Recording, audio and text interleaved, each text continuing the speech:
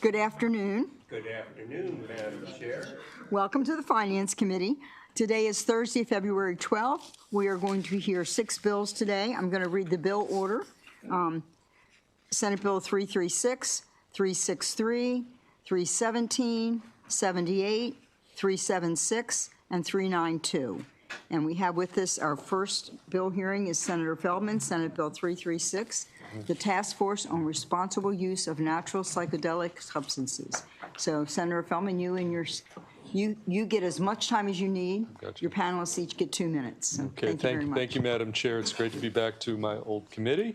Let me quickly, just a little background before I turn to my two sponsor panelists on Senate Bill 336. So the issue of psychedelic substance use is an area that's been studied pretty extensively. Research that includes clinical trials here in Maryland at research institutions such as Johns Hopkins, at NIH, at the federal level. And the research has focused largely on behavioral health issues related to PTSD, post-traumatic stress disorder, addiction, depression issues, chronic pain, end-of-life mood disorders. Just another tool in the toolbox in terms of treatments. And in 2022, also by way of background, then Senator Elfreth sponsored a bill that passed unanimously out of the legislature to create a state fund to provide cost-free access to psychedelics for military veterans suffering from PTSD, traumatic brain injury. And that bill passed unanimously in both the Senate and the House. And many of you may not know that Johns Hopkins actually has a Center for Psychedelic and Consciousness Research, leading the way in innovative treatments using psychedelics. In terms of Senate Bill 336 specifically, the committee passed a bill, I sponsored it, to establish a task force. This is in 2022, Madam Chair, to establish a task force on responsible use of natural psychedelic substances. And I serve as a Senate representative on that task force. That bill passed unanimously, House and Senate, had the support of the Maryland Department of Health, Mental Health Association of Maryland, among others. And what the task force was, the mission was to study the use of natural psychedelic substances, make recommendations regarding changes to state law, policy, and practices to create a Maryland Natural Psychedelic Substance Access Program, make recommendations to transition from the criminalization of these substances, submit a report to the Maryland General Assembly, and to complete their work by December 31st, 2026. The 19-member task force convened starting in late 2024. It includes experts in research, behavioral health, drug policy, access to care, law enforcement, representatives from our veterans organizations, and more. They've held over 100 meetings, amounting to more than 700 volunteer hours, which comprise of scientific literature reviews, statewide public listening sessions, expert consultations, side-by-side comparison of existing policies. This is a really hard-working group of individuals. And so to date, the task force has submitted two reports to the General Assembly, along with an independent economic analysis by Johns Hopkins. And I have here the most recent report, which is a 300-page, I'm going to repeat, 300-page report in October submitted to this committee, full of substantive information that contains reference materials, comprehensive analysis of the methodology used to arrive at their recommendations. So back to Senate Bill 336, all it does is to extend the life of the task force by 1 year. Instead of it ending on December 31, 2026, this would take the task force to December 31st, 2027. And with that, Madam Chair, I've got two sponsor panelists today. We've got the chair of the task force, Andy Coop, professor at the University of Maryland, and we've got Ms. Shanitha Maribel Lewis, chair of Regulation and Governance Committee of the task force. She's also adjunct faculty at the University of Maryland, executive director of Veterans Initiative 2022, and herself a disabled Army combat veteran who served in both Operation Iraqi Freedom and Operation Enduring Freedom. And those are the panelists. They will tell you some of the details on any of the, if you get around to reading the 300-page October report, they can answer anything, and along with why they think they need an additional 1 year to the task force. The only thing I would also add is that there are several task forces like this in multiple other states, and there are some bills floating around on Capitol Hill. So with that, bottom line is we're not rushing. I know the topic area, gets people to, we're not rushing anything here. We're taking a very methodical approach to the subject, and thus the request for the 1 year extension. And Madam Chair, all that said, I'd ask for a favorable report on Senate Bill 336. Thank you, Senator. Are there legislators on the task force? Yes, myself and Ashanti Martinez, or it was Pam Gazzoni's bill in the House. I sponsored the bill here. But I think Delegate Martinez has been serving as the House member, and I'm the Senate representative. So you're okay serving in an election year? That's a big pushback. People don't want to serve in election years. Well, I'll take one for the team and just do it. Thank you, Senator. Okay, Mr. Coop.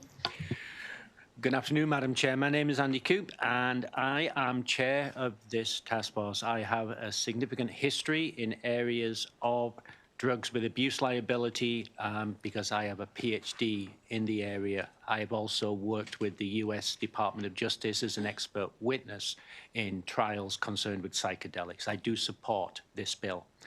The task force is studying 4 naturally occurring substances: psilocybin, psilocin from fungi, mescaline, which is from cacti, and dimethyltryptamine, DMT, which is from plants. All possess low toxicity, low abuse potential, and no known fatal human dose. These substances affect mood and perception and have been used for millennia in spiritual ceremonies. While unique risks do exist, clinical trials show efficacy, as the Senator said, for treatment-resistant depression, cancer-related anxiety, PTSD, traumatic brain injury, chronic pain, headache, and more. Scientists have shown the effects are almost certainly due to what's called neurogenesis and metaplasticity. Sorry about that. The drugs actually physiologically alter connections within the brain. There are many discussions. Is it the psychological, the psychedelic effect that has the impact, or is it actually this actual medicinal change in the neurons? The result is, in my opinion, it's both, and we need to look at both. So the task force released a report, as the Senator said, called A Pathway Forward. It focused on the pathway from medicinal use to commercial sales, a pathway. But it is a vision. It is a vision. The additional time we're asking for the next report is to develop those ideas so we can put draft regulations in place so that this can be a benefit to all citizens of Maryland. So, good afternoon. Thank you, Madam Chair and honorable members of the committee. As Senator Feldman said, my name is Shanitha Marable-Lewis, and I am an Army combat veteran and member of the task force. So Maryland has been a pioneer in psychedelic science since the 1950s, leading groundbreaking research that has shaped global understanding of these compounds. This history and tradition uniquely well positions us to create responsible, resident-centered, evidence-based policy that leads national access models rather than simply reacting to or replicating them. As noted in our reports, the task force does not support delaying state action pending future federal approval. This is due to the fact that despite federal restrictions and the absence of FDA-approved options, clinical and public interest in psychedelic-assisted therapy is surging nationwide, as is evident by the states that have already implemented access programs, such as Oregon, Colorado, and most recently, New Jersey. 17 veterans die by suicide every day in America. When you add opioid deaths, that's 44 veterans daily. Maryland is home to 360,000 veterans, 100,000 active duty service members, 7.6% of our adult population.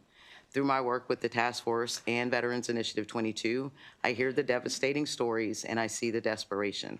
Veterans are flying across seas for psychedelic therapy after exhausting conventional treatments. They're spending thousands of dollars, traveling thousands of miles, and taking immense personal and professional risks, all because they can't access care at home.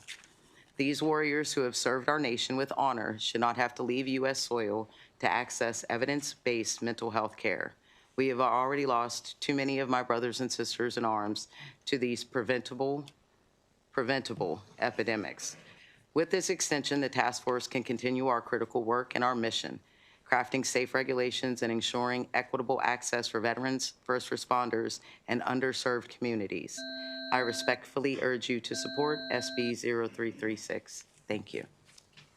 Thank you for your testimony. I have a question from the Vice Chair. Thank you, Madam Chair.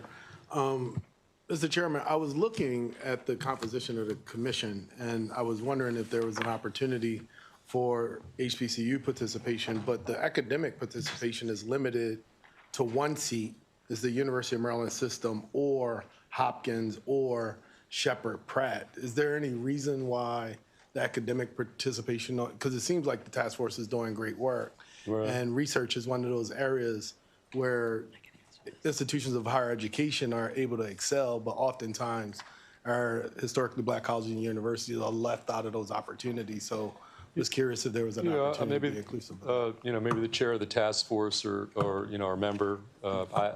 Look, this is a product of the committee. I think when we went through this task force, the makeup was, crafted, but obviously, I think we're all flexible in terms of the makeup. I mean, I don't think that's a big deal, but do you want to add anything?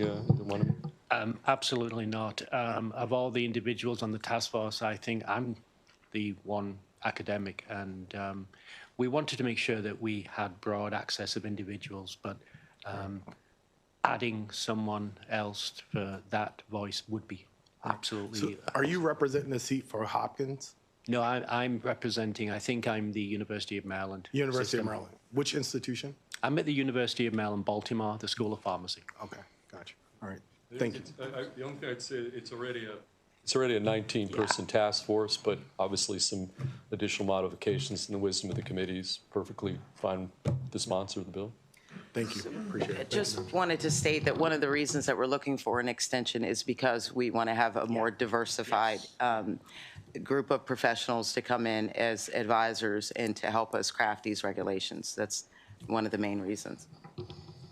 Thank you. Thank you for your testimony. I don't see any other questions. That will end the hearing for Senate Bill 336. Thank you for your time. Thank you. Thank you, Chairman. Get back to work. Senate Bill 363, Senator Johnny Mounts.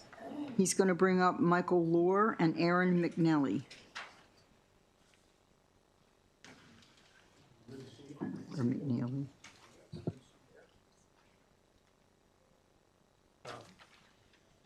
Okay to begin?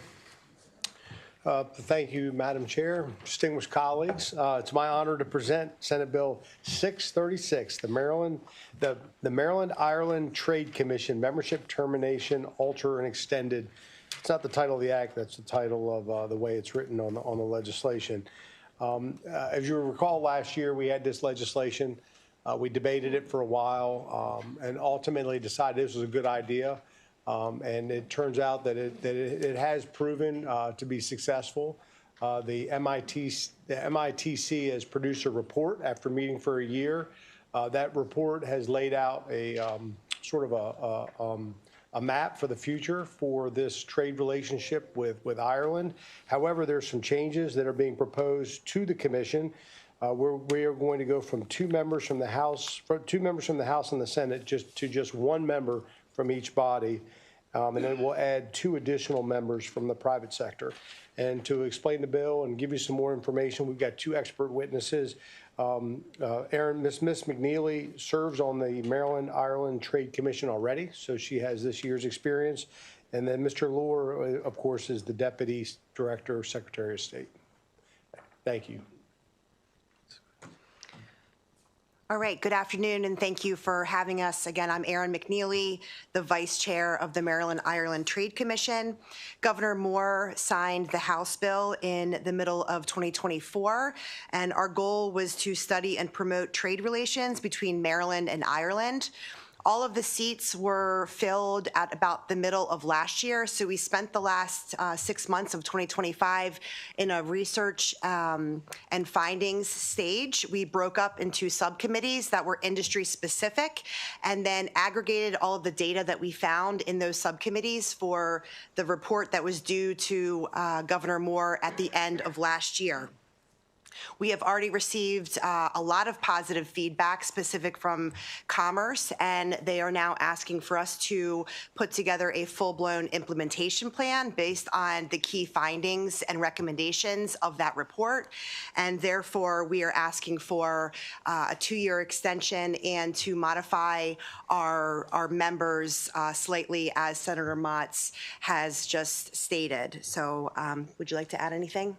No, I think you use your 2 minutes, or you can end now. It's up to you. Okay. Great. Okay.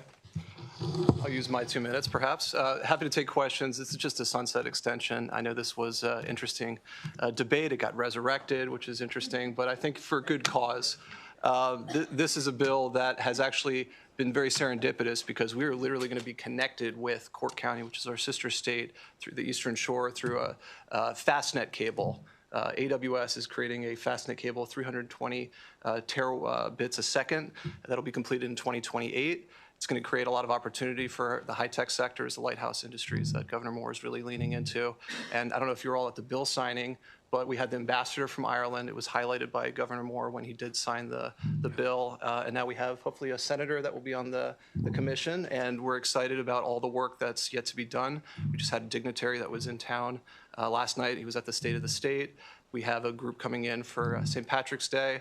We're potentially going to do a larger sister state relationship. I don't want to make news right now, but there's a lot going on. Secretary Coker was in Ireland just last year. There are a lot of opportunities for direct investment, business opportunities for Maryland businesses and for the businesses that are looking to locate in Maryland. So it's a great opportune time. We've got great members on the commission. Diageo is involved. So I think the events and deliverables that will be derivative from this are significant. And we have a step up on the competition. West Virginia and New Jersey had a similar entity, even though we got started late. We're ahead of them, and we've been told that by several different officials. So I'm real excited. Everything's really lining up. We're hoping the AWS cable, the FastNet, is called the Douglas O'Connell cable, so a little push for that. We've already talked to their lobbyist, but Frederick Douglass spent some time in Ireland and became a protege of Daniel O'Connell, and they spoke in front of thousands and thousands of people. That's really in many ways where Douglas found his voice. So we're very proud of that history. Happy to answer any questions. Thank you, Madam Chair. And Aaron, I have a question that may seem a little bit off topic, but do you all interact at all with government officials in Ireland? Absolutely. So there is a Senator Mark Daly that is really heading up from the Irish side of the partnership and is really our main point of contact for the commission and as well as the other 13 states that have commissions. And then like Deputy Lohr just said, we were at the Guinness Open Gate Brewery last night with a Deputy Michael Carrigy that was visiting from Ireland. And really, I think, you know, he chose just to come to our state. They spent a little bit of time in DC first on Capitol Hill, a couple of meetings there, and then with his heritage ties to Maryland, he really wanted to focus on relationship building here. So to answer your question, yes, we do. Good. All right. Well, then here's a concern that I have that I hope will be communicated. I was reading just the day before yesterday a significant study that was done in Ireland.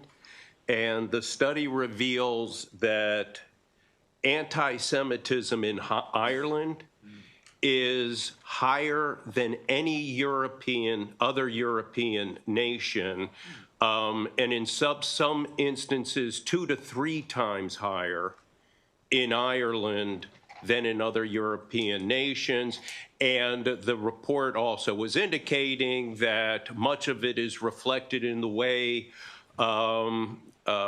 governing is occurring in Ireland, and that, this anti-Semitic sentiment is pervasive in the Irish government, And it was, an independent study done by actually a Christian-centered organization trying to understand what is happening in Europe, and particularly evidently with a focus on Ireland.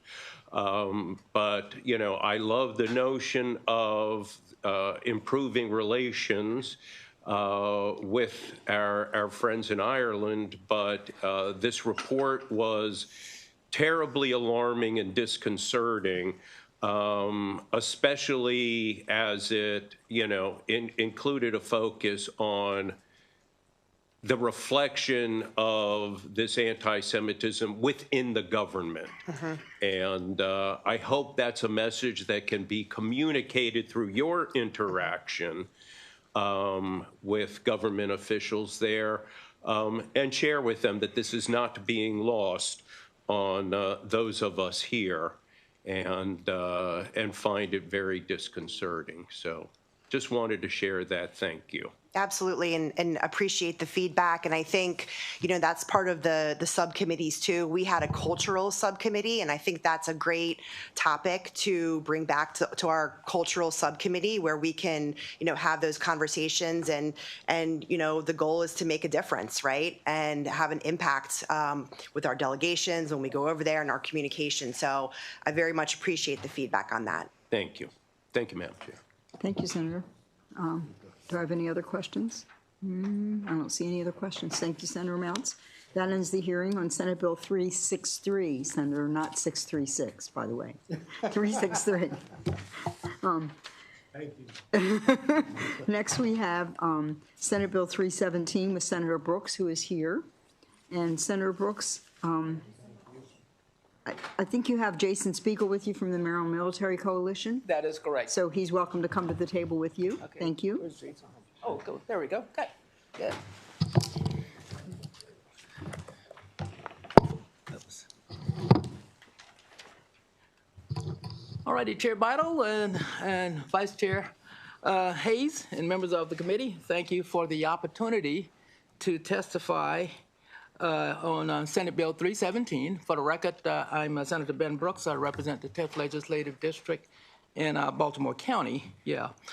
SB 317 strengthens financial protection for Maryland service members by broadening the Federal Service Members Civil Relief Act, which is a 6% interest rate cap.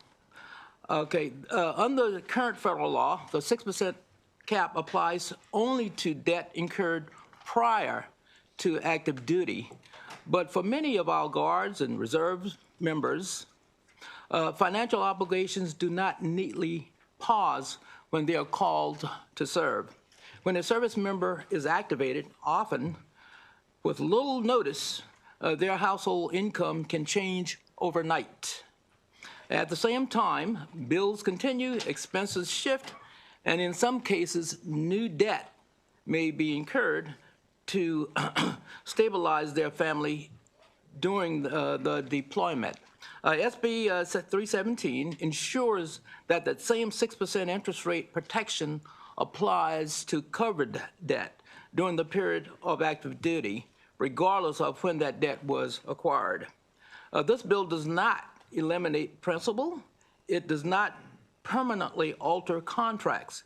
It simply provides a temporary cap on interest during active service and requires that the interest above 6% be forgiven, just as federal law.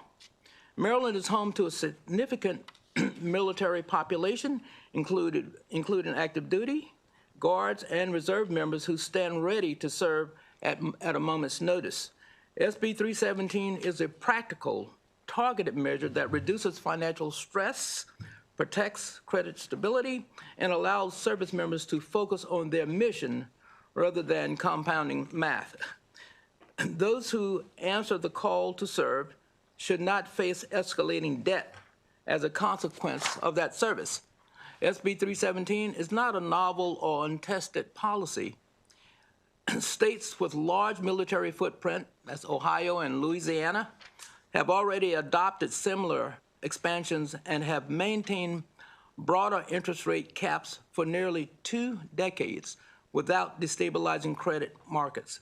By offering reasonable and time-limited financial relief during periods of active service, while preserving underlying obligations and repayment of debt, this bill strikes an appropriate balance between supporting those who serve and maintaining certainty for creditors. And for this reason, I respectfully ask for a favorable report on SB 317.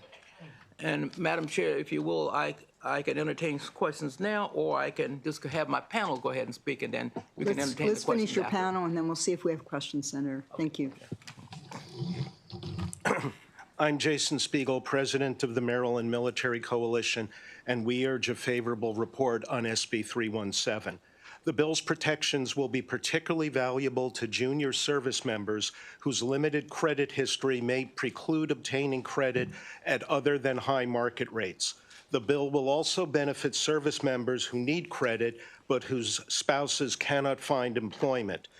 A service member's spousal unemployment is a critical challenge, with approximately 22% of uniformed services spouses enduring unemployment, a rate that has not changed for several years. Additionally, the bill provides a critical benefit to members of the Maryland National Guard and Reserve.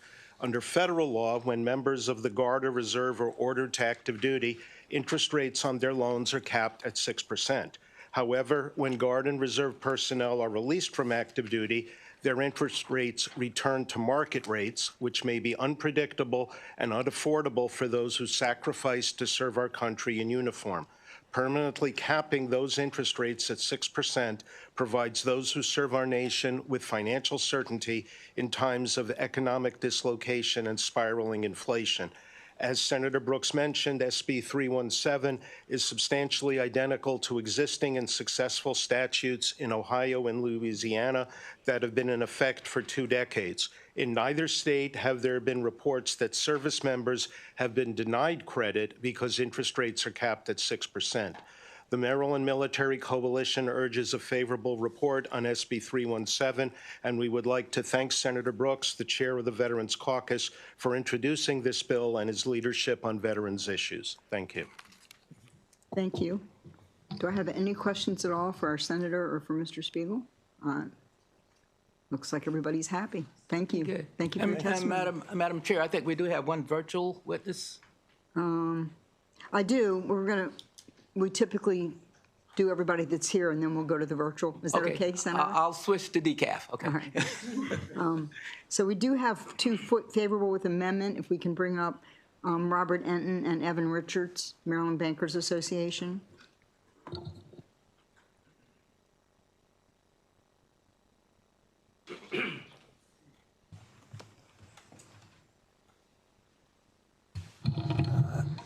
Good afternoon, Madam Chair, members of the committee. Robert Enton on behalf of the Maryland Bankers Association.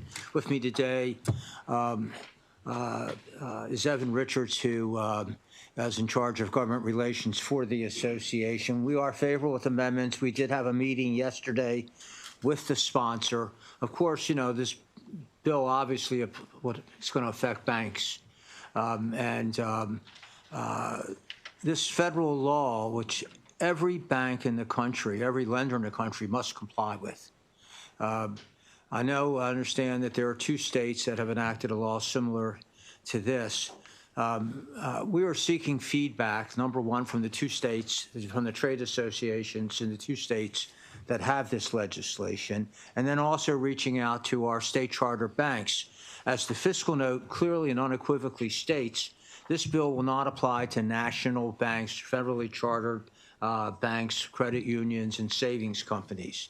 Will only apply to our state charter banks.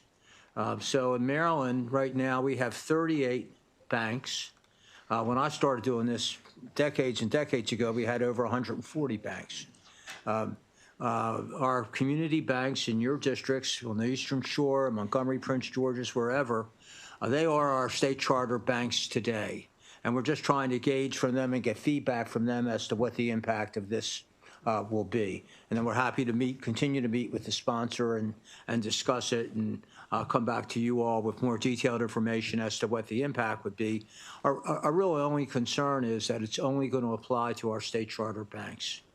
And they'll have to implement it and change their systems in order to implement it. I would just say this, that if the bill provided that a violation of the federal law was a violation of Maryland law and gave the Maryland Commissioner of Financial Regulation or the Consumer Protection Division, whoever it is, the ability to enforce a violation of the federal law, we would have no problem with that. But we're going to continue to work on this with the sponsor. I have tremendous respect for him, and we're going to see what we can work out. Thank you. Evan, are you going to testify?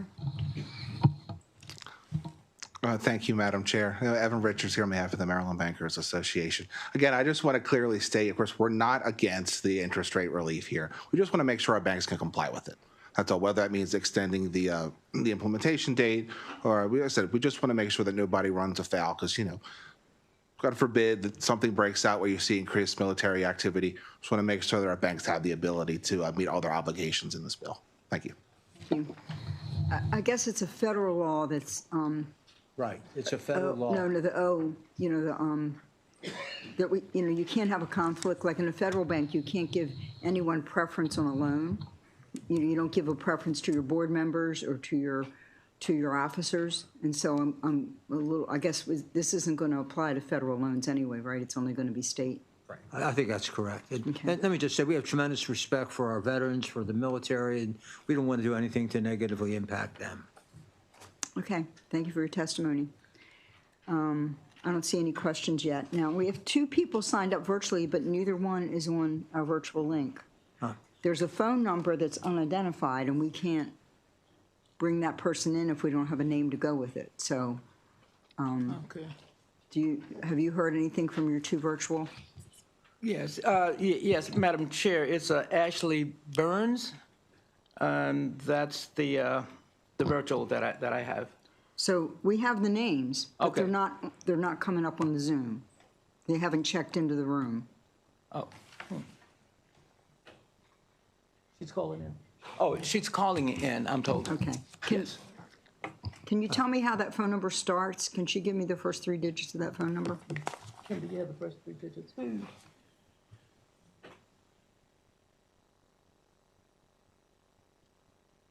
Madam Chair, could I be excused? I have to go to JPR to testify. You are a busy guy, Mr. Enton. I don't see any questions, so it's fine. Thank you. Yeah.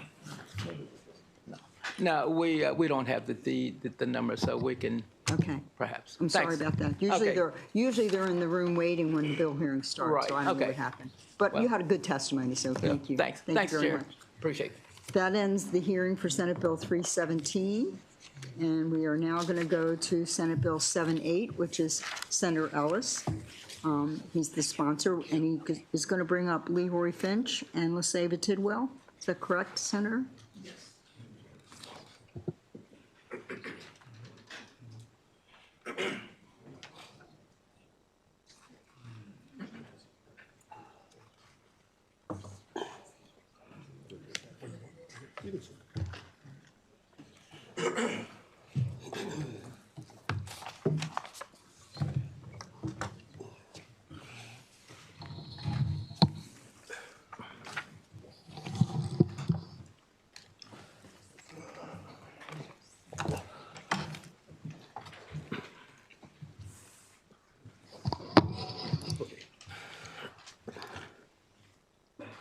Good afternoon, Chair Bottle, Vice Chair Hayes, and colleagues on the Senate Finance Committee. I'm Senator Arthur Ellis, representing District 28, Charles County. Today I'm joined by the brothers of Omega Psi Phi Fraternity Incorporated. Could you please stand?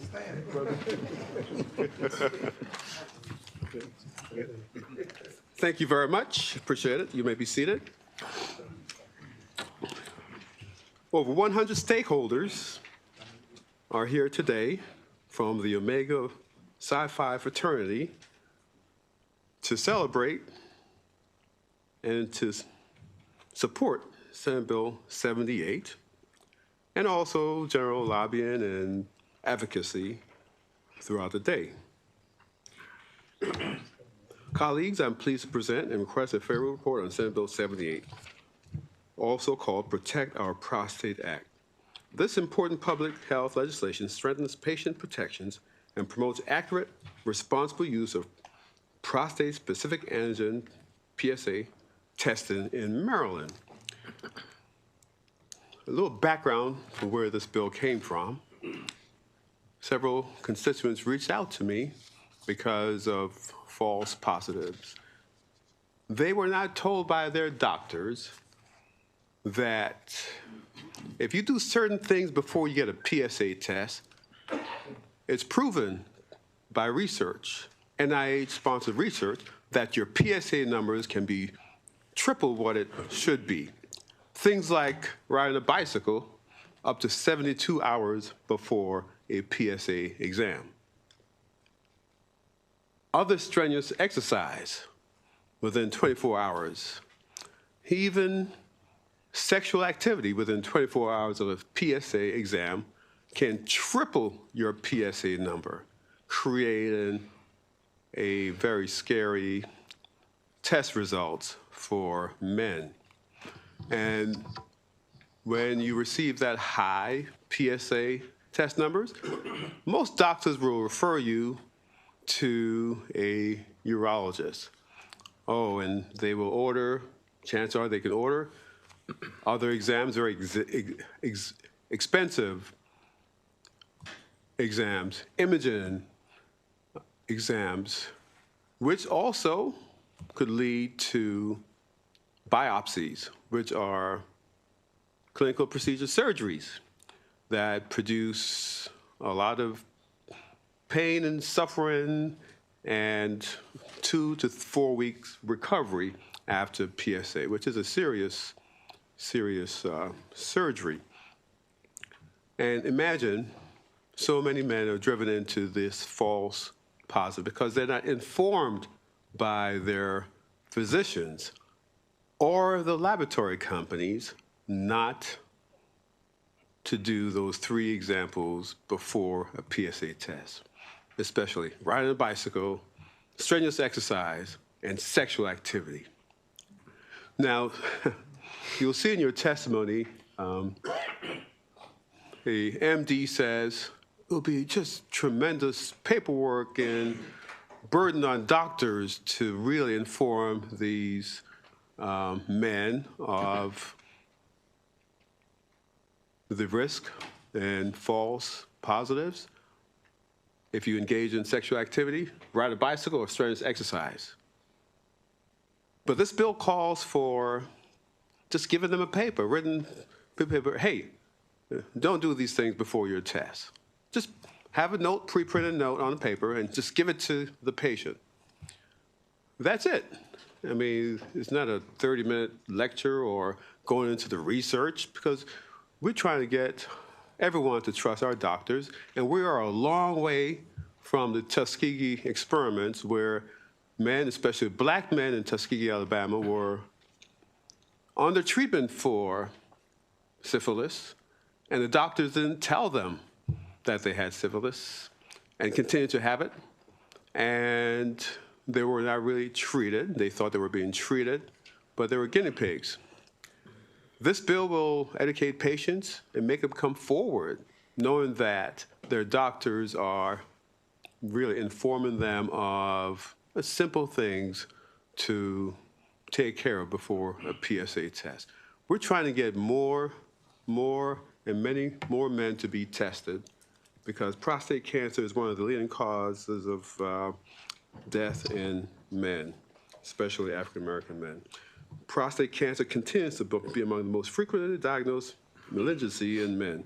The appropriate use of prostate-specific antigen, PSA, testing is essential for detecting prostate cancer. Essential is our most important test.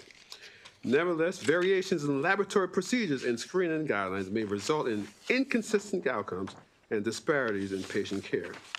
Like I mentioned earlier, NIH have peer-reviewed research that shows that riding a bicycle, sexual activity, strenuous exercise right before a PSA exam will up to triple the number. So if your normal PSA is 3, you do any of those activities, it could go to 3 times 3, 12. That's way high. Hopefully my math is right. Is it right? Nine. I knew there was a problem. 9, thank you. It just didn't feel right. So up to 9, you know, and it's just really shocking to think that just a piece of paper written that's pre-printed in the doctor's office or at the laboratory you go to take the PSA. Just give it to these men, a simple thing, and they will understand. Senate Bill 78 mandates that providers supply patients with written instructions regarding necessary preparations to ensure accurate test results. Education on prostate-specific antigen testing must be delivered no later than 3 days prior to the scheduled appointment, and the provider is required to offer in-person educational sessions, i.e., give them that piece of paper. Make sure you give it to them, please. That's already done for different tests. You are going to the lab to get your A1C checked, your glucose, your blood work. There's a fasted and unfasted. They ask you, did you fast within the last 12 hours? And they ask, basically. So asking, informing is nothing new. We just want the informing the patients, for labs to ask the patients, just to be added to the other few things they ask patients about. Therefore, colleagues, I respectfully request that the Senate Finance Committee issue a favorable report on Senate Bill 78. Thank you, Senator. Let's start your panel.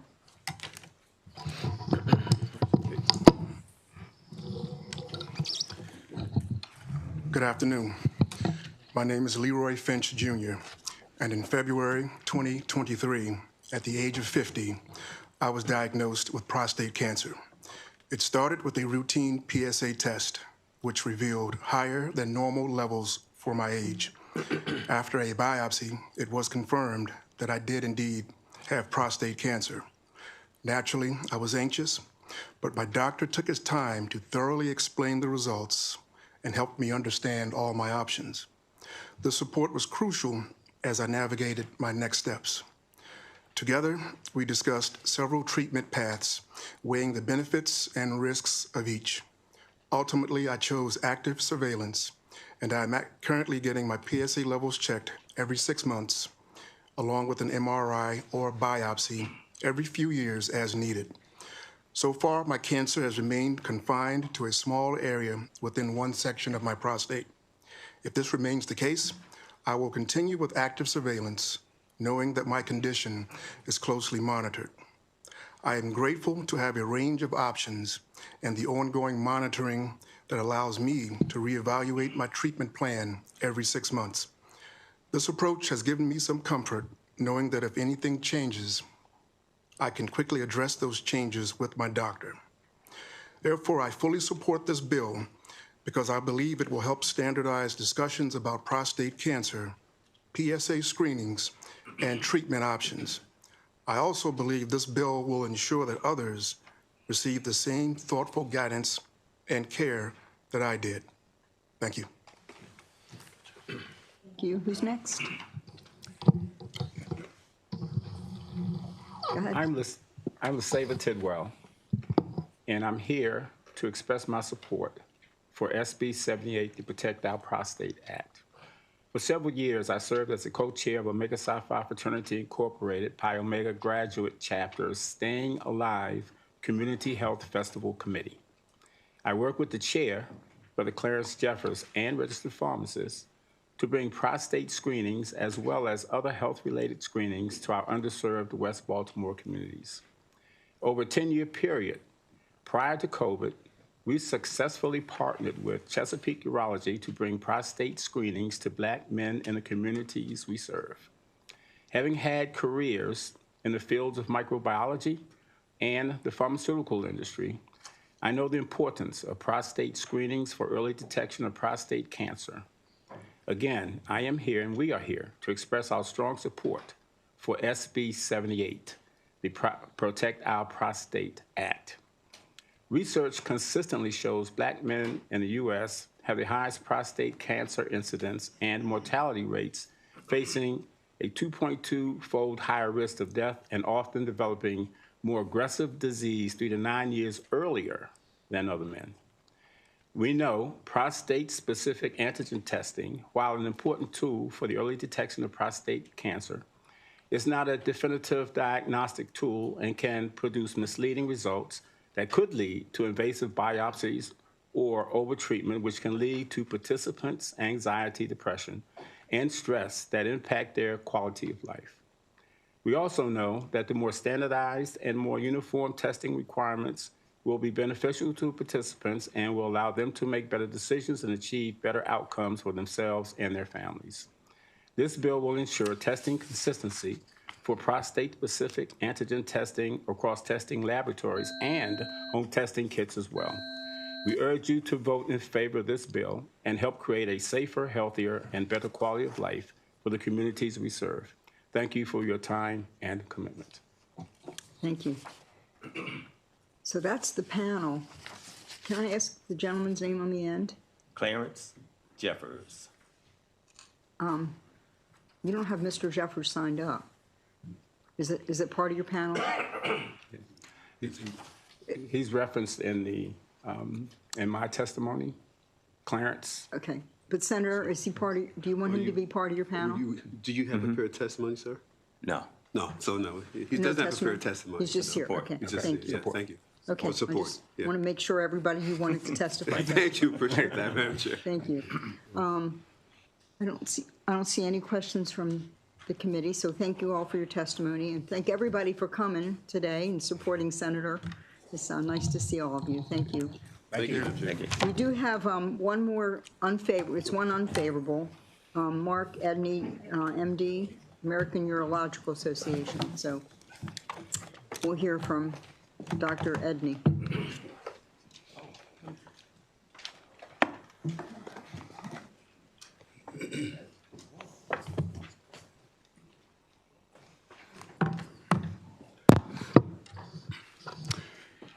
Chairwoman Beadle, Vice Chairman Hayes, members of the committee, thank you for the opportunity to testify today. My name is Dr. Mark Edney. I'm a urologist in Salisbury, and I testified today on behalf of the American Urologic Association in opposition to Senate Bill 78. The AUA, the leading national organization for urologists, has 15,000 members across the United States, including 297 licensed and practicing Maryland urologists. AUA's mission is education, research, and the formulation of health policy. Urologists are central to prostate cancer care, leading screening efforts, performing virtually all diagnostic evaluations, and managing a significant share of treatment at every stage of the disease. While the AUA appreciates Senate Bill 78's author's desire to increase the efficiency and accuracy of the screening and diagnosis of prostate cancer, the bill's language fundamentally misconstrues the function of the PSA blood test in prostate cancer screening. The preamble of the bill describes, quote, implications surrounding false positive results. And I know this is Senator Lamb's area of expertise. Senator Lamb, I'm calling you out. A false positive disease indicates disease presence when in fact the disease is not present, like a COVID test being positive in a patient that doesn't have COVID. A PSA result at any value does not indicate prostate cancer presence. It is rather a signal from the prostate that is interpreted in the context of prior PSAs, other blood tests called biomarkers that can assess prostate cancer risk, as well as MRI imaging of the prostate. It is these data taken together that inform the decision of whether or not to pursue a biopsy. Senate Bill 78, therefore, would introduce an unnecessary administrative burden on all practices that provide PSA screening. The administrative burden in itself would represent a barrier, but most critically, Senate Bill 78 would be completely ineffective with respect to its stated objective.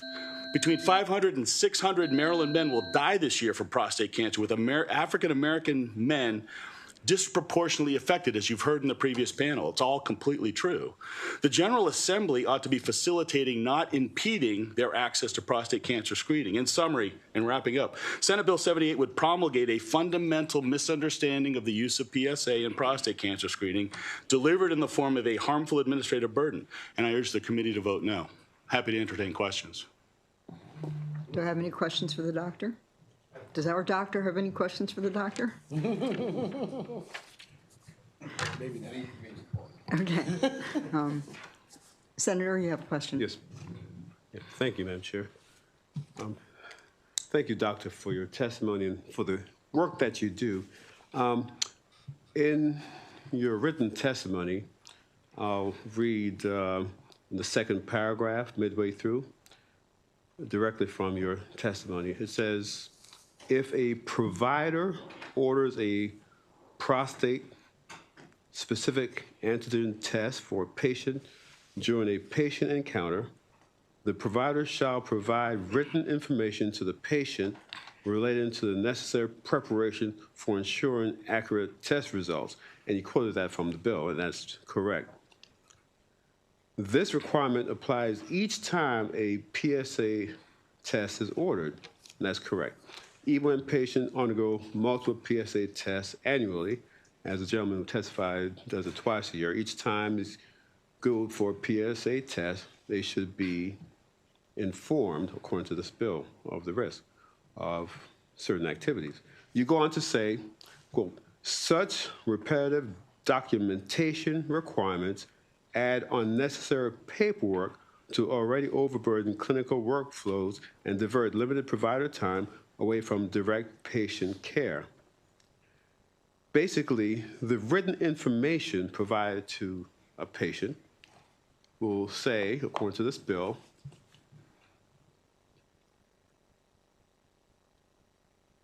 no bicycle riding within, say, 72 hours. No strenuous activities, exercise, working out, powerlifting, whatever, and no sexual activity. All those particular examples are peer-reviewed NIH studies. Anyone can find, do a Google search, and they'll find that information there, that those activities can potentially elevate the PSA test results up to 3 times. So my question to you, doctor, what administrative burden it is to have a sheet written out with those simple guidelines and just give it to a patient? Just give it to a patient. Sure. You know, we do that already for, like I said, my testimony. You're doing your blood work, A1C, you know, they want to know, did you eat, did you fast, whatever, because those change the item, change the result.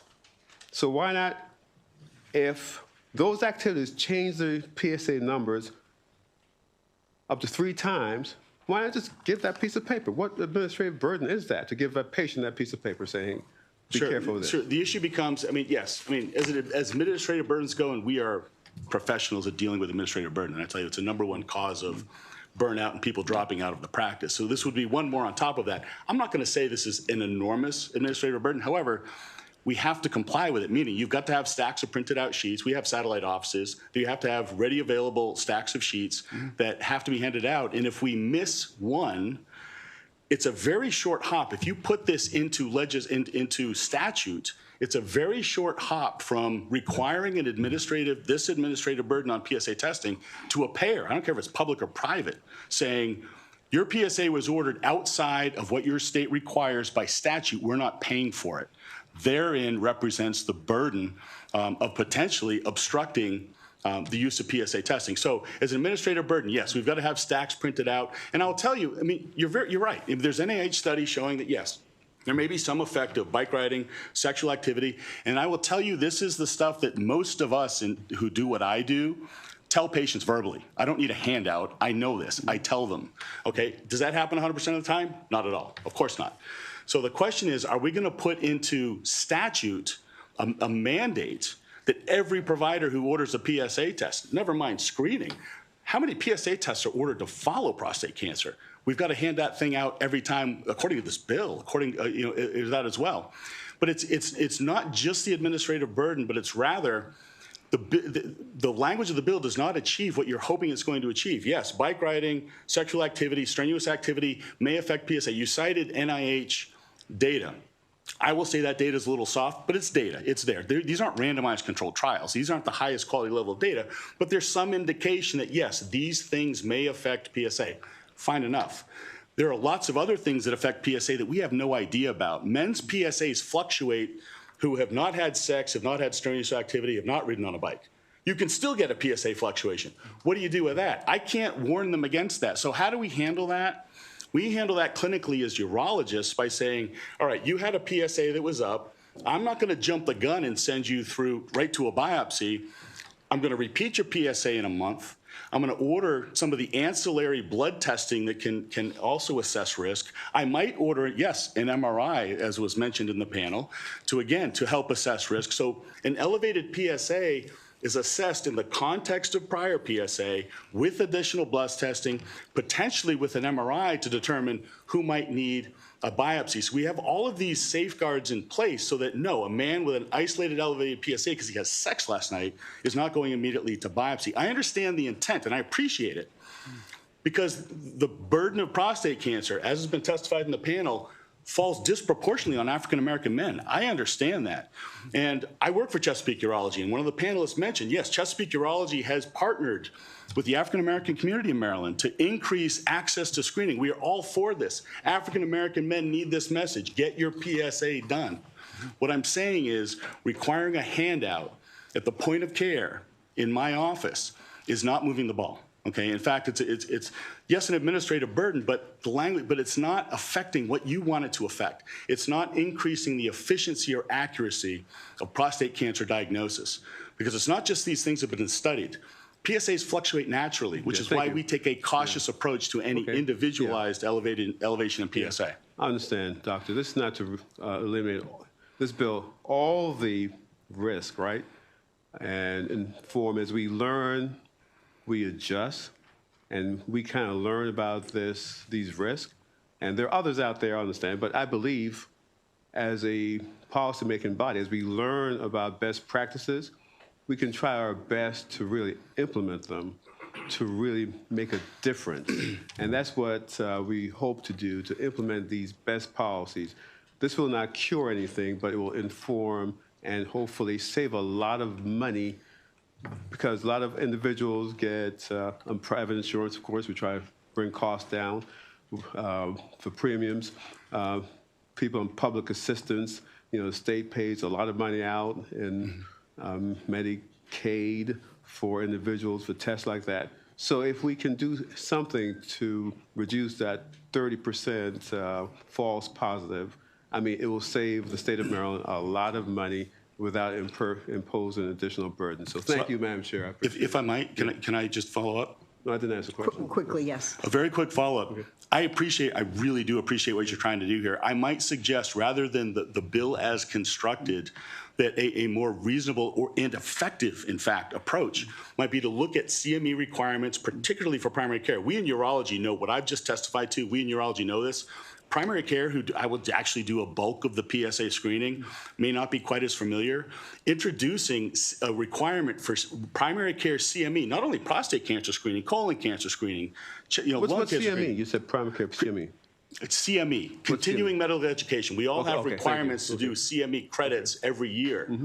I'll help design a module for primary care CME that says when you're screening PSA, these are things you need to think about. Remind them not to have sex. Remind them to stay off a bike. Remind them to not have physical activity. I would argue that's a much more efficient way of achieving the goal you want to achieve, rather than introducing, yes, an administrative burden, but really, ultimately, a bill that's not going to move the needle on this. So you said we should impose this bill on primary care providers? I'm saying walk away from this bill. I'm saying this is the wrong mechanism. Okay. I'm saying this is the wrong mechanism. What I'm saying is, look at the CME issue. You could envision a bill that requires primary care CME requirements, an hour every 2 years is required to learn the details of prostate cancer screening, colon cancer screening, lung cancer screening, so that they can better understand the nuances of those screenings, prostate included. I think it would be a much more highly effective way to achieve the goal you're trying to achieve, which I agree with. I just don't think this bill does Doctor, well, thank you for that. So the thing is, you want us to put 100% of the responsibility on providers. This bill brings the patients in to educate them, to have them part of the process of going through a great healthcare system that we have in this country. So it kind of inform the patients. But anyway, I wanted to, in respect of Thank you, time, Senator. kind of Thank you, end Doctor. this. Thank you, Interesting Madam Chair. discussion. Thank you. That ends the hearing on Senate Bill 78. We're now going to go to Senate Bill 376. We have Senator Watson, Kelly Schultz from the Maryland Tech Council, Andrew Zirkle from the Maryland Tech Council, and we're going to have a virtual member of the panel, Jacqueline Cooper, from the Maryland Blockchain Association. So she'll be part of the panel, but virtually. Senator Watson, welcome, and you have as much time as you need. All your panelists have 2 minutes. Thank you, Madam Chair. And I appreciate the time. Anytime we have to dig into technology, we really want to take our time. Good afternoon, Chair Bidle, Vice Chair Hayes, members of the Senate Finance. For the record, I'm Senator Watson, representing Legislative District 23. Today, I am here to urge a favorable report on Senate Bill 376. At its heart, this bill is simple and practical. Senate Bill 376 creates a digital asset and blockchain technology task force within the Office of Financial Regulation at the Maryland Department of Labor. Its job is straightforward in that it is to take careful and serious look at how blockchain technology and cryptocurrency are expanding to provide thoughtful recommendations to the governor and the General Assembly by October 1st, 2027. This bill isn't anything that rushes Maryland into anything. It doesn't create sweeping regulations. It doesn't commit the state to embracing or rejecting digital assets. Instead, it says, let's study this carefully. Let's bring the right people to the table. Let's make informed decisions. Blockchain and digital assets are no longer theoretical. They're already influencing finance, cybersecurity, supply chains, digital identity systems, and government operations. Approximately 32 other states have established or recently concluded formal blockchain task force working groups. Senate Bill 376 ensures Maryland will join these states in a responsible way to draft complex technical legislation thoughtfully.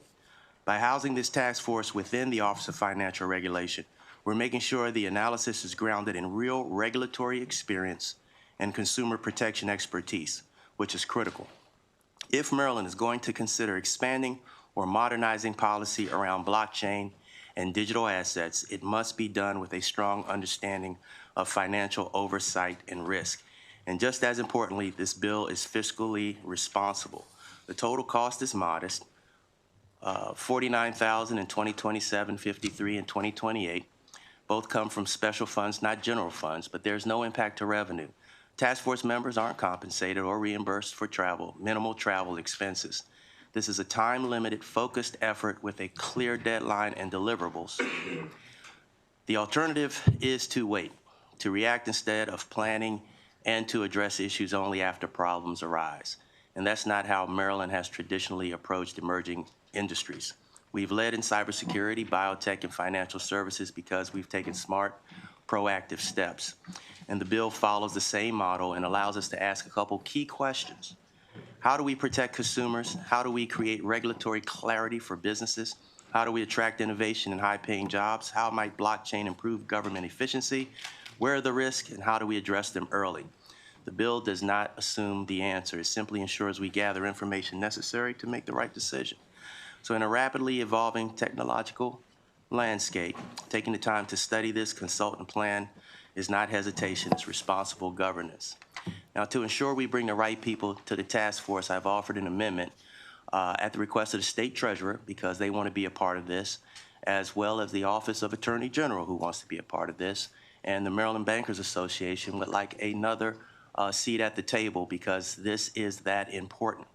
Any standard policy on blockchain or digital asset will ultimately rely on infrastructure, security standards, procurement, and interoperability that only DO IT is responsible, which DO IT is responsible for overseeing, and they want to be a partner in this as well. So that's my testimony, Madam Chair. I do have some experts with me, and I'll turn it over to them for their testimony.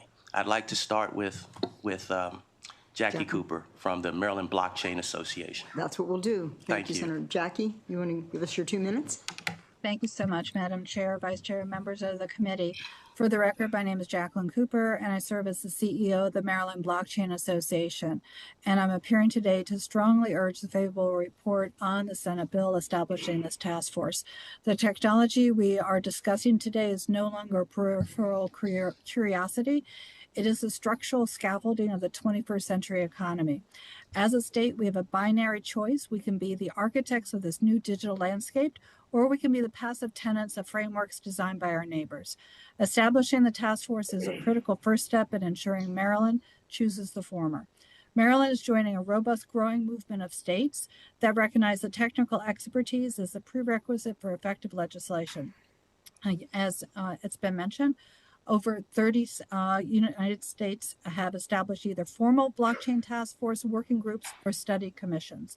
These states are not merely studying a trend, they are building competitive advantage. The pioneers like Wyoming, Texas, and Arizona have moved beyond study groups to pass 20 plus laws, creating special purpose depository institutions, state digital assets reserves, and many other areas. The implementers like California, New York, and Utah are utilizing task force findings to digitalize motor vehicle titles, marriage licenses, and corporate filings. The emerging leaders, Montana, Alabama, and hopefully Maryland, are now forming task force specifically to harmonize state laws with the UCC Article 12 and federal frameworks like the Genius Act. Beyond our borders, the establishment of regulatory task force is a global priority. In 2026, the world is moving from experimentation to infrastructure. The task force is globally significant because of the interoperability and trade within global supply chains, financial inclusion, and security and sovereignty.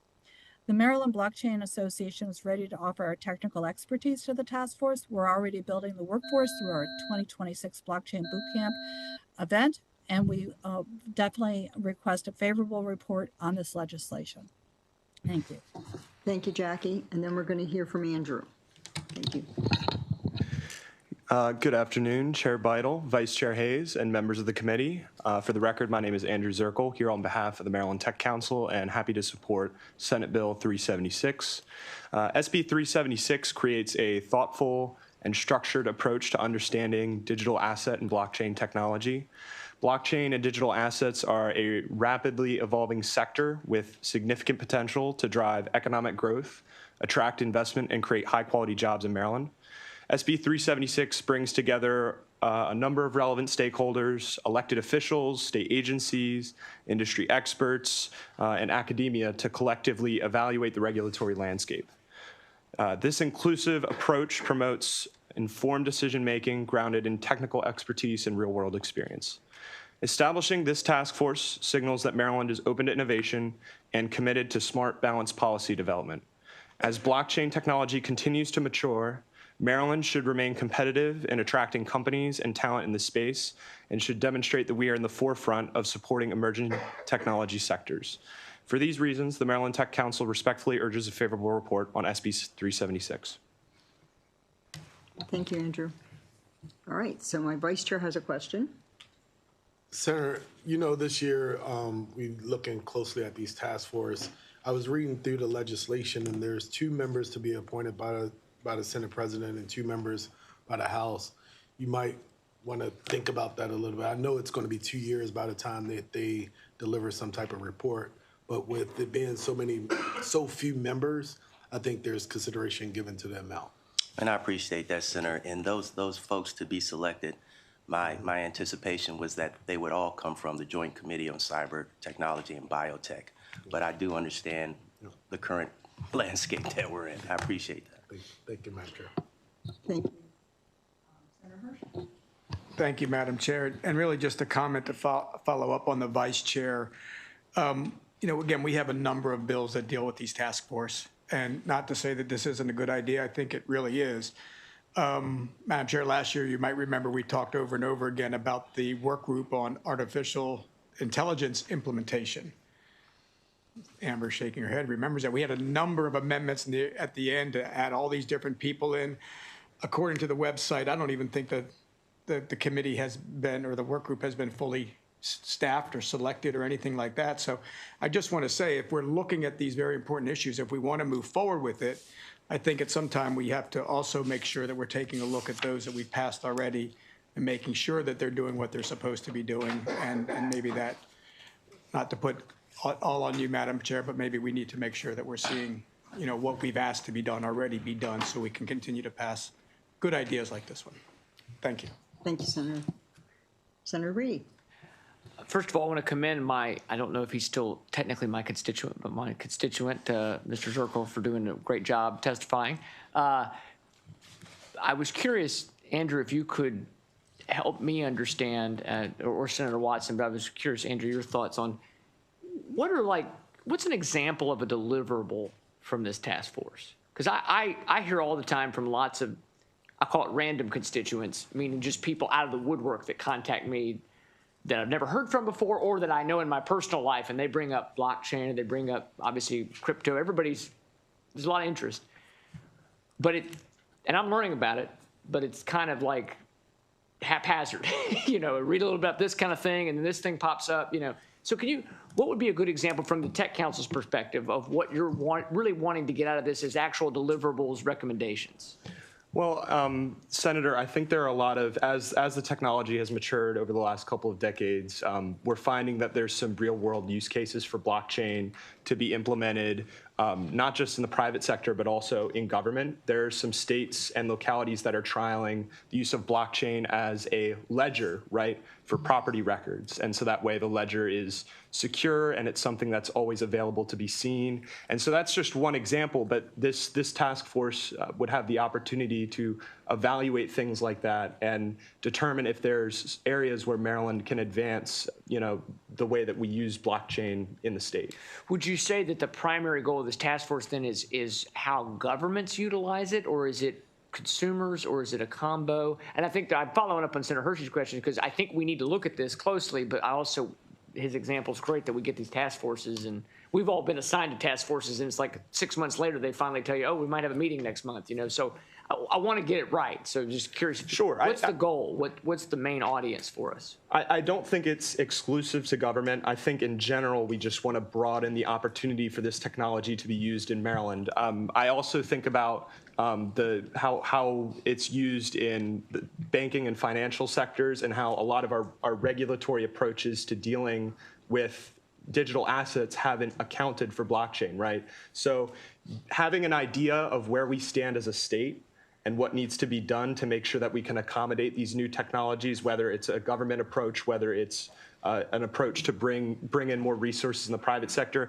I think having that knowledge firsthand is really important. It's something that we don't have at the moment. And finally, and thank you, Madam Chair, finally, we're not necessarily looking for how we can regulate it but we need to know what kind of regulation might be needed, but we don't want to over-regulate, hopefully, right? So that task force will help with that balance? Yeah, I think the right word is accommodate, right? Find a way to make sure that our economy and our government is ready to participate with this type of technology in a fashion that doesn't over-regulate it, but in a fashion that we're able to deal with digital assets and blockchain, that we have the framework there. Senator Reedy, I ask you to take a look at what the Attorney General submitted, written testimony, where he goes in and highlights how important this is and why they must be a part of this, because things are moving, on a national level. Yeah, sure. And then, of course, he mentioned and alluded to the other bill that I have going on would be an instantiation of this blockchain, which is its applicability to handle real property and ultimately deal with squatters, which I've been working all summer on with Senator Sailing and Shelley Schellenberger and those folks in Baltimore County. Baltimore City has utilized the blockchain technology already without legislation to put over 286 real property transactions and all of their property into this digital ledger. Baltimore County has said they want to do the same, and they're doing it without legislation. So we look at those types of things for cost savings, how to streamline government, how to take advantage of new technology, but also how not to be exploited by it. We have a booklet that the Maryland Blockchain Association came up with that has 101 use cases that are being used across the country on how this technology is being. I see Ms. Cooper has her hand raised, and I'd like her to go ahead and respond to your question, if that's okay. That's up to the chair. I didn't want to interrupt you. I just wanted to point out that I am on Zoom, and so I'm not there to kind of contribute. But I appreciate the, you're allowing me to chat. So the technology is being used all around the world, and having this type of task force will allow us to do the research and present options and opportunities to be decided by the state, and also to support the consumer education. Because again, This will provide economic development, it'll provide career training options, and we need to know what's going on around the world. We need to know what is in our backyard, and we also need to know what we need to do in order to move forward in a cost-efficient way, an economic-driven way, and an efficient way. So this technology is something that, and the task force, I think, is essential for our future and our growth.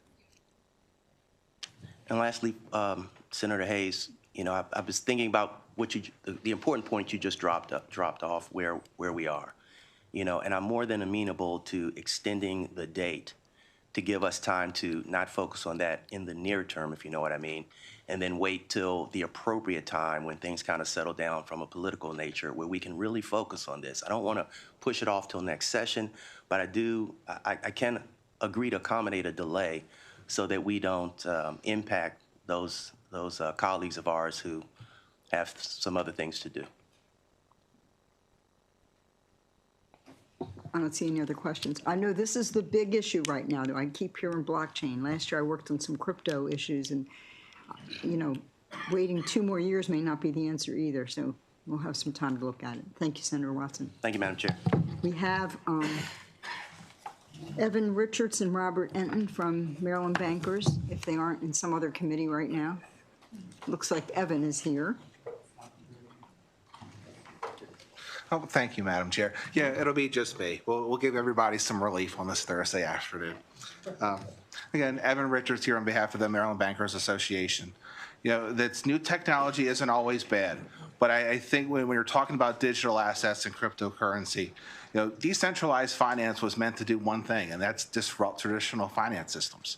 And you know, our members are really worried about, you know, the implementation of some of these digital assets, and especially when it comes to things like deposit flight.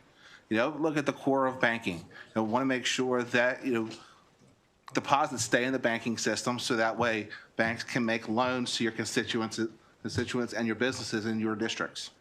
And you know, we have strong concerns about that. So we want to make sure that whenever, you know, task force or groups look at things like digital assets and crypto, that there's adequate representation of the banking industry. So our suggested amendment would be to see at least 2, if not more, members of the financial services industry on the task force. Thank you. Thank you. Any questions for Evan? No. Thank you for your testimony.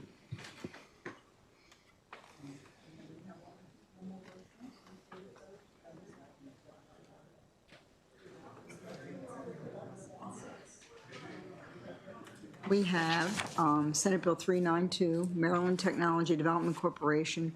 I think, oh, Senator King, you made it. Okay. We heard you were running your own committee meeting, so. Do you have people that you want to bring up with the panel? Do you have a panel? I have one. Yes. Yes. Okay. Thank you.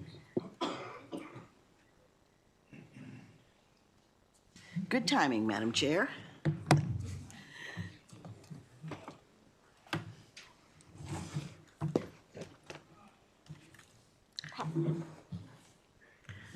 Okay, Madam Chair, members of the committee, I think all of us in this room know someone or knows of someone who is dealing with the effects of long COVID. It's estimated that over 65 million people in the world are suffering from long COVID. Symptoms can be mild to severely debilitating and can affect a person's capacity to work and perform their daily activities. Research into the effects and treatment of long COVID is fragmented throughout the country and the world. Senate Bill 392 will set Maryland up to be a leader in research, product development, and manufacturing as it relates to the treatment of long COVID. The Long COVID Innovation Grant and Loan Program will be administered by the Maryland Technology Development Corporation, TEDCO. Funding for the program can come from state appropriations or any other source accepted for the benefit of the fund. And let me just put in here, there's a fiscal note of $10 million. Is that correct? 10. That's the amount needed. Yeah, okay, let me just finish. $500,000 for TEDCO to initiate a fund to administer $10 million. Okay, let me do my testimony first. Of course, Okay. I'm so Okay. sorry. Coming from the Budget Committee, I just want you to know that that's not our plan to put $10 million into a bill this year. That is not going to happen. But we're looking, we want to get this set up so that if there's money that comes around, that we can get money, we will put it into this program. Okay. Long COVID is having a lasting impact on public health and the economy, and we need to act swiftly and proactively to raise awareness, improve patient support, and address all the challenges associated with long COVID. And so I respectfully request a favorable report on Senate Bill 392. Thank you. Thank you, Senator. Who would like to go next?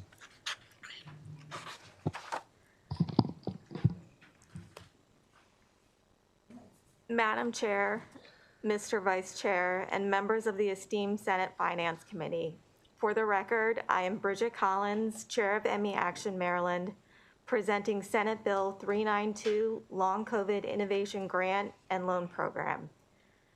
I ask for a favorable report to help restore the lives of Marylanders affected by long COVID. Conservative Maryland estimates show that 11 to 15% of people consistently develop long COVID following COVID-19 infection. State prevalence figures last issued in 2023 put 679 to 927,000 residents at risk for long COVID. As SARS-CoV-2 remains endemic, the number suffering has since increased without remedy. Many of you may be aware that there has been federal funding for long COVID. As a patient advocate on the Recover TLC Neurologic Agents Working Group, I can tell you the difference that this bill will make. Federal studies were mostly observational and moved at a glacial pace. Patients need treatments now. SB 392 would strengthen our economy with innovation grants to treat Marylanders with long COVID.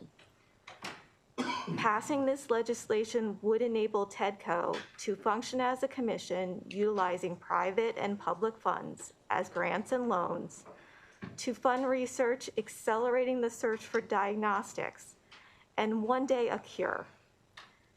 TEDCO is uniquely poised to curate and manage the long COVID portfolio because of how they were set up by the Maryland General Assembly. This legislation was modeled on the highly successful Maryland Stem Cell Act of 2006. The Stem Cell Research Fund, which was supported by budget appropriations, produced over $230 million in projects, generated $525 million in economic activity in Maryland, and 2,000 jobs. Thank you. I respectfully ask for a favorable report, and thank you very much. Thank you. Go ahead, who's over next? Hi. Thank you so much for having us, Madam Chair and Vice Chair. Ms. Collins, Ms. Bridget Collins has just told us about the scope of the enormous problem of long COVID in the state of Maryland, almost 1 million Marylanders. She also described how we have a superpower here in the state of Maryland called TEDCO and how they can help. Now I'm going to talk about how a private nonprofit has leveraged monies in for monies out. These numbers came into me last night from Solve ME, remembering that ME is myalgic encephalomyelitis and that it is a subtype of long COVID. That's its relevance. I'm going to read to you these amazing numbers. Overall, Solve ME boasts a 57-fold return on investments on the basis of its initial $1.6 million investment and nearly $92 million in follow-up funding. Did you guys get that number? That number is phenomenally huge, okay? They did it this way. Several Ramsey awardees have been particularly successful, including Dr. Carmen Shiel-Ben-Bogan with her metabolic changes in T cells and monocytes and autoimmune signatures in ME/CFS, winning almost $12 million in follow-up funds. From a federal perspective, ARPA-H is signaling its interest in funding long COVID. NIH has recently signaled their interest in supporting disability research The disability from long COVID is estimated to be in the US at $1.7 trillion. That's trillion dollars, and that's by a Harvard economist. Thank you, I'm Cheryl Lohman. And who's next? Good afternoon, Madam Chair and members of the committee. My name is Christy Lynn. I hold a PhD in medical physics. I'm a serial biotech entrepreneur, an adjunct professor at the University of Wisconsin-Madison, an alumna of Massachusetts Institute of Technology, and I was born and raised here through public schools. I recently relocated back here because of its thriving biotech system.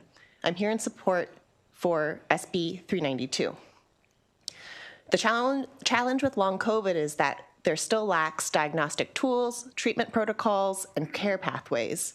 As you've heard already, it's impacted nearly 1 million people in the state.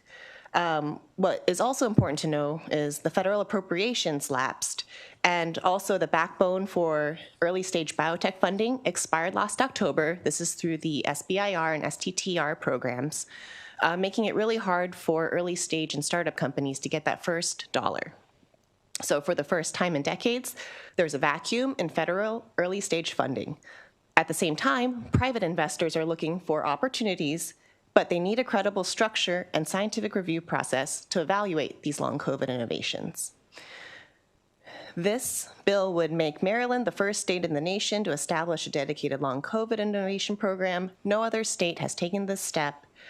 And so as a biotech entrepreneur who has raised private investment from around the nation, I can tell you what investors need, which is the credible scientific review, transparent evaluation processes, established infrastructures in order for them to identify promising ventures. So through this bill, we can provide exactly that by establishing and leveraging the TEDCO's existing expertise. Now there's a huge market opportunity. This is something we can leverage, especially since Lieutenant Governor Miller said Maryland is America's biotech frontier. But if entrepreneurs and private capital flow aren't there, it'll be hard to move forward. So I'm here in strong favor of SB 392. Thank you. You must be Samuel. Yes. Thank you. My name is Sam Keating. I am a biomedical researcher focused on translational research and here to support in favor of this bill, asking for your support. Long COVID is a term that not everyone is fully familiar with, but encompasses many separate conditions and lots of scientific complexity. What we've learned on the basic science side in deep research over the years, thanks in part to the Recover Federal Initiative, is that there is a lot of just momentum growing, learning more about the basic science, understanding long COVID as a new entity, as well as what it shares in common with ME/CFS, myalgic encephalomyelitis, chronic fatigue syndrome. So 3/4 of cases, as the growing consensus for ME/CFS, have a post-infectious onset. And you get an infection, you often never get better when you come down with ME/CFS. So it ends up being lifelong, and with no FDA-approved treatments, there are just huge unmet needs that we're hoping to tackle with this TEDCO-focused bill that can take the superpower in Maryland we have with TEDCO and sort of access or promote the translational axis between basic science that has built up a lot of momentum more recently and the translational research and industry that is awfully hard to find any industry support or just capability without the funding. So by designating a focus within TEDCO for long COVID research, there are many conditions and millions of people that this can benefit with a strong benefit that Maryland is strategically positioned very powerfully for, with the on-site location of the NIH campus, the FDA, and a strong, thriving biotech industry. So by being able to leverage everything we have locally in Maryland, hopefully we can help chip away at the unmet needs for the millions living with long COVID. Thank you. Thank you. Do you have any questions for this panel? No, I don't see any questions. Thank you very much for the bill. I think, is Andrew here? Did you want to testify on this bill, Andrew?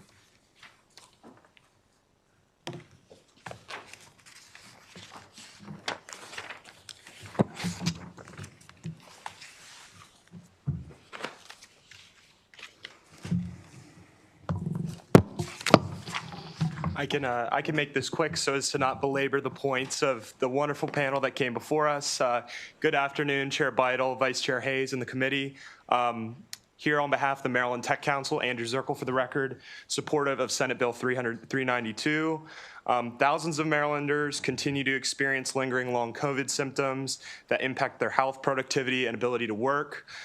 This bill would, tackle two issues: the urgent and ongoing public health crisis related to this, as well as also driving high-quality research and development jobs in Maryland. One of the previous panelists mentioned the current vacuum for early-stage commercial and commercialization funding because of SBIR and STTR not being funded.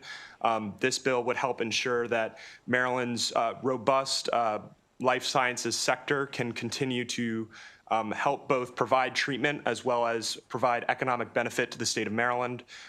With that in mind, the Maryland Tech Council supports this bill and supports efforts to continue to improve the research environment around long COVID in Maryland. Thank you. Thank you, Andrew. I had no idea that the issue was so many people. The testimony was 1 million people. That's important work to be done. Thank you. That ends the hearing on this bill. My vice chair has something that he wants to say. Gotcha. Thank you, Madam Chair. Where did it go? Oh, yeah. Sorry. I just wanted to acknowledge the presence of one of with all of that purple and gold in here, I was starting to break out in hives, Brother Alonzo. But I'm so glad to have my good fraternity brother who's joined us for the very first time here in Senate Finance. Brother Inyana Anthony, thank you so much for joining us this evening. So we just need to give Tammy a few minutes to set up our voting list. I think we're going to have a nice short evening, so thank you.